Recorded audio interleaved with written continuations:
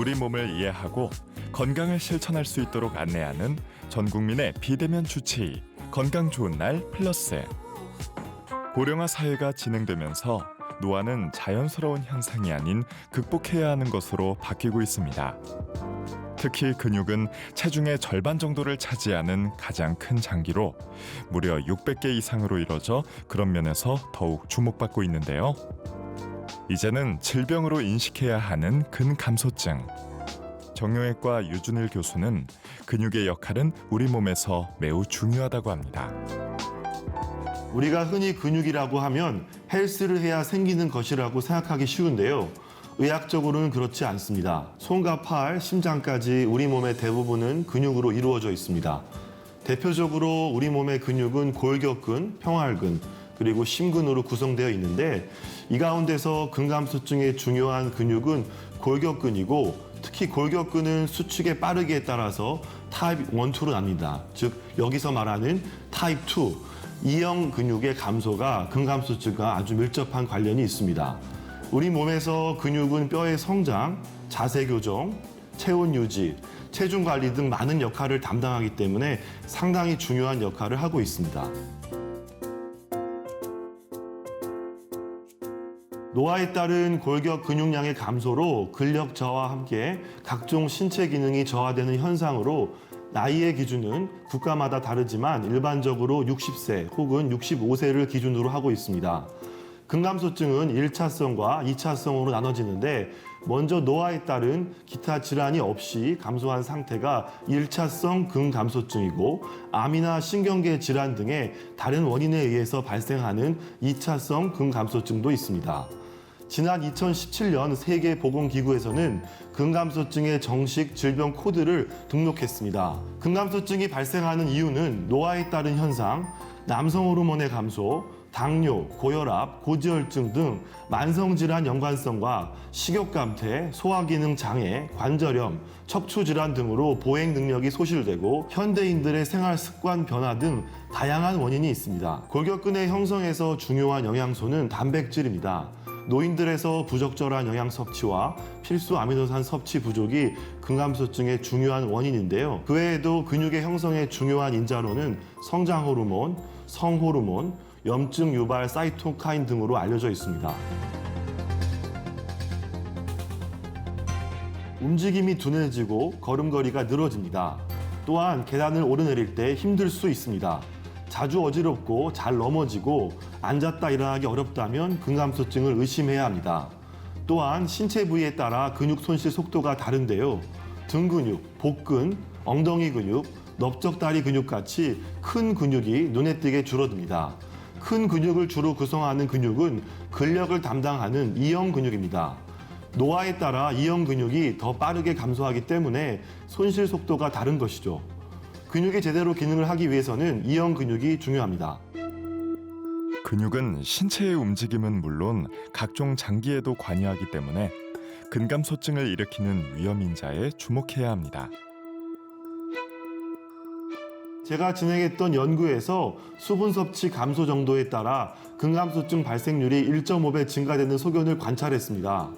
근력을 발생시키는 칼슘 대사, 혈류 공급 등의 수분은 아주 밀접한 관련이 있습니다.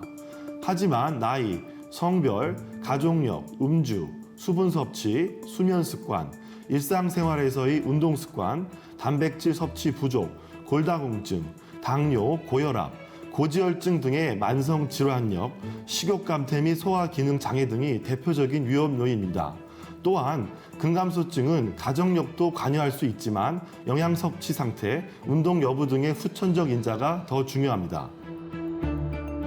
과거와 달리 근감소증이 질병으로 인식되면서 진단 방법 또한 과학적이고 체계적으로 진행되고 있습니다. 전문의의 소견에 따라 근육 감소의 속도와 원인을 제대로 파악하는 것이 중요합니다. 근감소증 진단을 위한 검사 방법은 이중에너지 X선 흡수 계측법을 통해서 근력을 측정하고 있습니다. 이 방법은 흔히들 우리가 골밀도 측정하는 방법과 같은 방법인데 골밀도 장비를 이용해서 근육량을 평가하는 방법이고요. 악력을 통해서 근력을 측정할 수 있고 의자 일어서기, 보행 속도 평가를 통해서 근육의 수행 능력 평가를 나누어서 진행하게 됩니다. 근육량의 수치는 남성의 경우 7, 여성의 경우는 5.4 미만이 될 경우에 악력은 남성이 28kg, 여성은 18kg 미만이 될 경우에 의자에서 일어섰다 앉았다를 5회 이상 확인해서 12초가 넘어야 합니다. 근감소증 자가 진단을 위한 방법으로는 선별 설문지와 종아리 둘레 측정이 있습니다. 근감소증 선별 설문지는 총 5가지의 질문으로 구성되어 있고 근력, 보행, 의자에서 일어서기, 계단 오르기, 낙상 등에 대한 설문을 시행합니다. 여기서 4점 이상이 나와야 정상이며 종아리 둘레 측정은 줄자 혹은 엄지와 검지를 이용한 간이 측정 방법이 활용되는데요. 종아리 둘레가 매우 작게 나와야 하고 엄지와 검지로 종아리를 감싸도 남아야 합니다. 근감소증의 치료는 약이나 수술 같은 일반적인 치료 방법과는 많이 다릅니다. 그렇다면 가장 우선시되어야 하는 상황은 무엇일까? 근감소증 치료를 위해서는 운동과 영양, 복합 치료가 대표적입니다. 전문의와의 진료를 통해 자신에게 맞는 치료를 진행하는 것이 매우 중요합니다. 운동은 저항성 근력 운동과 유산소 운동을 합한 복합 운동을 시행하고 있으며 영양은 하루에 본인 몸무게 kg당 1.2g 이상을 초과한 단백질 섭취를 권장하고 있고 류신을 포함한 필수 아미노산 보충제를 섭취하기도 합니다. 한 번에 몰아서 먹는 것이 아니라 매일 일정량을 섭취하는 것이 중요합니다. 무엇보다 매일 꾸준히 운동하는 습관이 중요하며 개인별 맞춤형 운동이 필요합니다. 그 중에서도 스쿼트나 아령 등 저항성 운동이 도움이 됩니다. 벽에 등을 대거나 의자에서 다리를 들어 올리는 운동, 물병을 아령 삼아 하는 운동 등을 추천할 수 있습니다. 간혹 유산소 운동을 하면 근육이 빠진다고 오해하시는 분들이 계신데 전혀 그렇지 않습니다. 유산소 운동은 근감소증에 직간접적으로 도움을 주는 것으로 알려져 있습니다. 운동을 하다가 도중에 그만둘 경우 근육 수축이 발생해 근력 운동 중단 후 2주째까지 빠르게 감소하기 때문에 연속성을 가져야 합니다. 근육량은 30대부터 10년마다 15%씩 감소하고 60대가 되면 30%씩 급격히 떨어져 다른 위중한 질환으로 발전할 가능성도 함께 높아집니다. 근감소증이 발생하게 되면 당뇨병, 심혈관계 질환, 비만 등의 위험성이 증가하며 골다공증 발생률 또한 높일 수 있습니다. 그뿐만 아니라 보행 능력의 감소와 관절 주변 보호 능력이 줄어들면서 관절염 발생이 늘어납니다.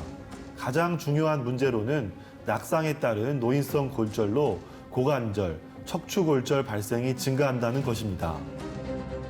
보통 근육이 없어진 자리를 지방이 채우면서 체중이 유지되기 때문에 근육 감소를 모르고 지나치기 쉽습니다.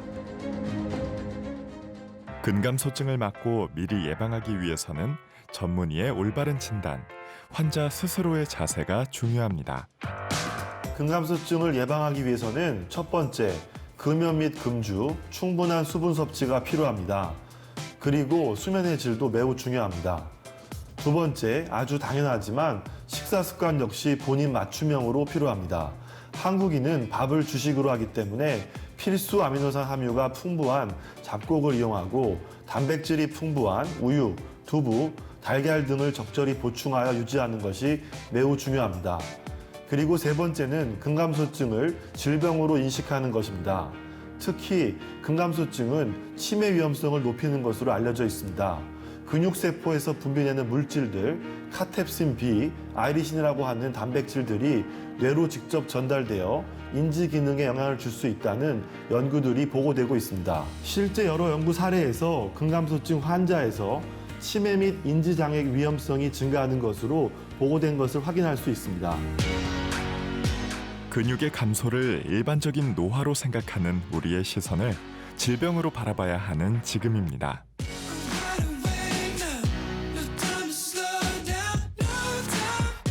노후를 위해서 저축을 하듯 지금부터 근육을 보호하고 저장하는 근테크를 하셔야 건강한 노후를 맞이할 수 있습니다. 전 국민의 비대면 주치 건강 좋은 날 플러스. Those who